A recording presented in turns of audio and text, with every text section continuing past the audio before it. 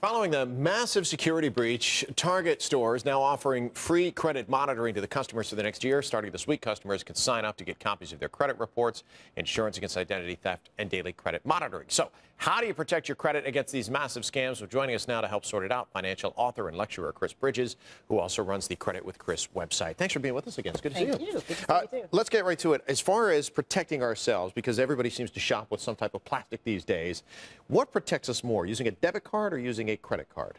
Well, and I have to tell you that Target is not alone. You may have heard today that Neiman Marcus joined them.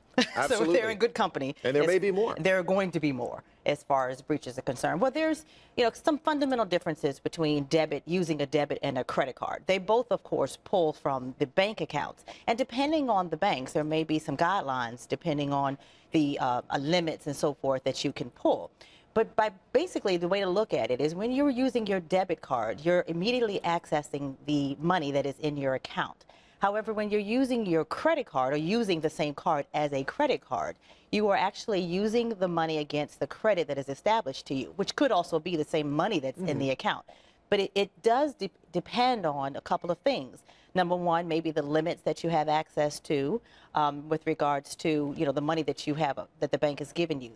So when you have a fraud issue, that's a big problem, because if you're using debit, they may be able to go in and take a lot more money out of your account, which could affect the amount of time that you're able to get that money back because of the bank's requirements. So there's a big difference, not if you're just using it sort of day to day, but trying to protect yourself. You really should try to use more credit that limits your liability and limits the potential risk that you have against. And is that easier as well if somebody does get our information and use it for us to try to recoup that money so that we're not held liable for somebody else's charges that they made on our account? Both of them, the banks, most banks, all banks, are going to be able to recover through a fraud investigation. The difference is the timing of which you get your money back and how much money they may have got access to. So that's the difference. Both of them, I mean, you can have a breach on your debit card just like you have a breach on your credit card. So unfortunately, we're not protected so much from the breach itself.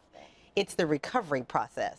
It's so tough because for so long in learning financial accountability, we said, don't run up those credit cards because that's not money that we currently have right now. But it seems like in a case like this, as long as you're careful with it and you make sure that you don't overcharge, it may protect you a little bit better in the case of something like this. No, absolutely. And remember that even with a bank, they issue debit and credit. So it could be a card that you have from the bank that's pulling right out of your account.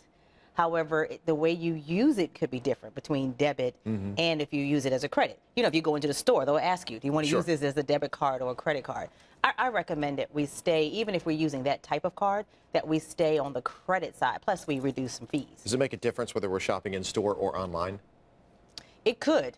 As far as protection, though, unfortunately not. Just like we know with Neiman Marcus today being announced that they had a fraud breach. It's difficult to protect ourselves unless we don't do any shopping. And who's going to not use, plastic today? People don't use cash today. So it's really about just being more aware of where you have the liabilities and then being more careful. And again, I suggest credit. And quickly then, what's the best way to make sure that we are not, or that we find out that something like this has happened, or to check to see if there have been breaches? Absolutely. You've got to check your account more regularly than once a month. It used to be that you could check your, do your reconciliation once a month. Now you should probably want to check it on a regular basis, every other day or so, just to make sure that there have been no breaches. Well, it's an unfortunate part of life in these days. It is. The cards are supposed to make things more convenient, but that comes at a cost sometimes. Absolutely. Chris Bridges, thanks for being with us. Thank you very much. Appreciate it. Good advice. Thank you. Allison